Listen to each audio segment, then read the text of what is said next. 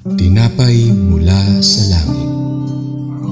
A daily morning devotion with CRC Family.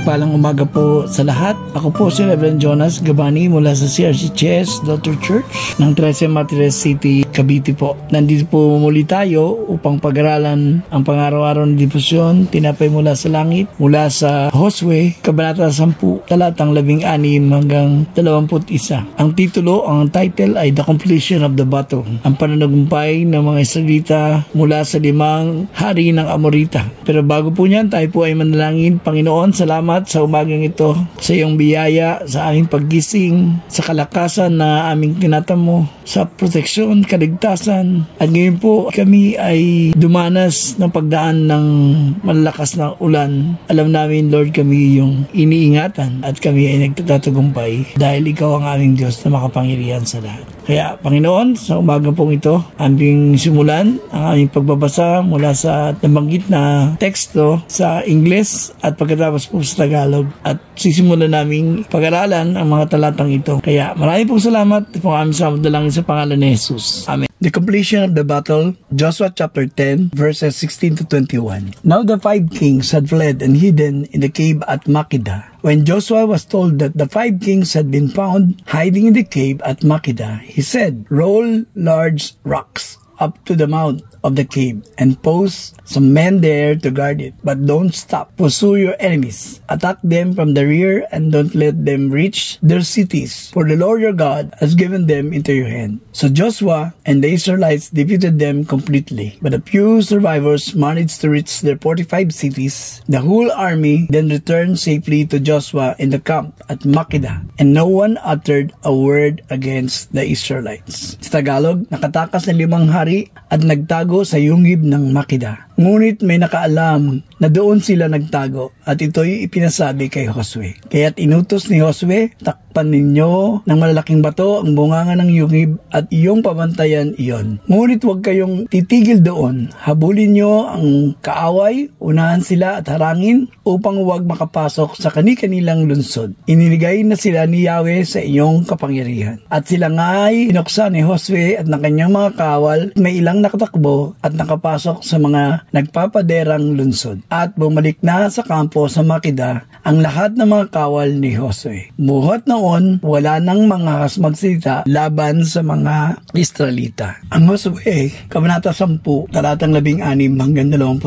ay bahagi ng isang malawak na kwento ng tagumpay ng mga Israelita laban sa 5 hari ng mga Amorita. Ang 5 hari ng mga Amorita matapos matalo sa labanan ay nagtago sa isang yungib sa Makkedah. Inuutos ni Josue na takpan ang bunganga ng yungib ng malaking bato at bantayan ito habang ang hukbo ng Israel ay patuloy na humabol ang mga natitirang mga kaaway. Magtagumpay na nilipol ng Israel ang kanilang mga kaaway at ligtas na bumalik ang buong hukbo sa kampo ni Josue. Tagumpay sa pamamagitan ng pananampalataya. Ipinapakita ng tagpong ito ang kapangyarihan ng Diyos na kumilos para sa kanyang bayan. Hindi lamang ito isang militar na tagumpay, kundi isang spiritual na tagumpay na bunga ng pagtitiwala ni Josue sa Diyos. Pagpapakita ng liderato ni Josue. Si Josue ay isang matalinong pinuno. Hindi siya agad napakasaya sa pagkahuli ng mga hari, kundi ipinagpatuloy ang laban upang lubusang mapuksa ang mga kaaway. Estratehiya ng pagkilos. Ang pagtakip sa yungib ay isang taktikal na hakbang upang hindi makatakas ang mga hari habang tinatapos ang labanan. Kaligtasan ng bayan. Sa kabila ng matinding labanan, ligtas na makakabalik ang mga Israelita,